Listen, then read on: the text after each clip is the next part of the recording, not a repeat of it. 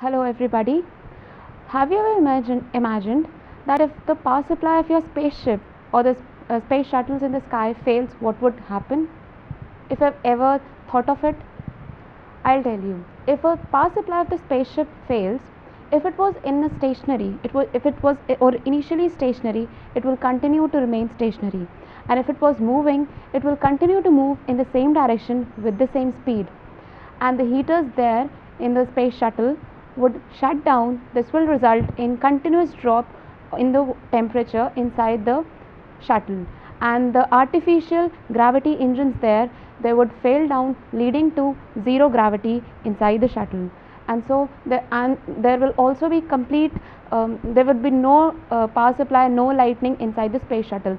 Thus the astronauts in the space shuttle, they won't be able to proceed any further or go any further with their things. This was what I said was about power supply.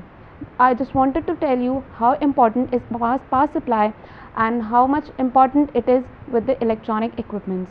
I have done a detailed study on SMPS, that is switched mode power supply. It is a type of power supply which is used in your computer systems. I have some pics here of these power supply. This is the outer section of the power supply. You can see it practically also here. This is the same as this. These are the connectors with different voltages, which are these. This is the inside view of the SMPS. You can see it here. This is the filter section, and that is the voltage doubler section. These are the pics of this SMPS. There are two power supply designs. One is linear power supply design and one is switched mode power supply design. In linear power supply design, which is used in your adapters and in your chargers, what happens is the mains coming from your wall, the 220 volt, it is converted to a lower voltage through your transformer. Then it is, as you can see this in the block diagram, through the transformers it is converted from 220 volt to 12 volt or 9 volt as per requirement.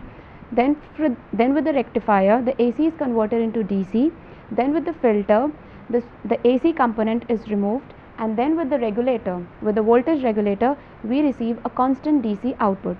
This is the way power supply is reached in linear supplies. In case of switch supply, what's the difference is, with the same thing, the output which we receive, there is a feedback loop here with the PWM controller. Inside the SMPS, you can see there are two ICs. The above one is the voltage comparator and the below one is for the PWM control. The first one, voltage comparator, it compares the voltage and it finds out how much difference is there with the output voltage and the desired voltage.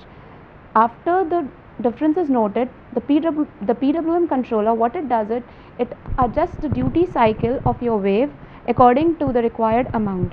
Then with the comparison and with the detection and with the changes in the duty cycle, we reach through this isolator. This isolator is the transformer only, which isolates the input and the output in the switch mode power supply. Then the output is reached to the switcher circuit, which is a BJT, which acts as a switch in saturated mode with both the junctions forward biased. Then it reaches the transformer, and the switcher is attached before the transformer, for the reason being the frequency is lowered before reaching the transformer. That helps in reduction of the size of the transformer and the capacitor. Otherwise, if we use a linear power supply in a computer system, it will result in a very huge size of the power supply. Reason being, the more the power and the more the requirement of the frequency, the size of the transformer and capacitor increases.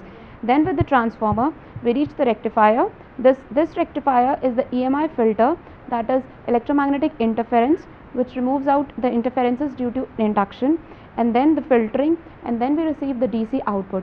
In computer system, we actually require 5 different types of voltages: plus 12, minus 12, plus 5, minus 5, and plus 3.3.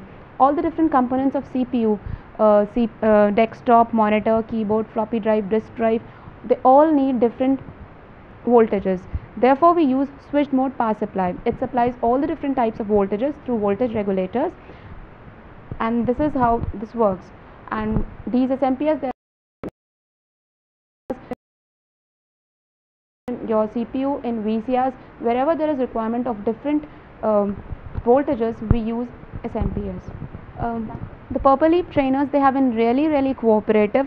Without them, I wouldn't have been able to even reach what path I had to, because the first time I took this SMPS, I did not knew how to proceed and how to take my project, in what direction I had to go. Swati ma'am and Surendra Parihar sir, they have been really cooperative, and with their guidance I have been able to tell you what I have told you just now.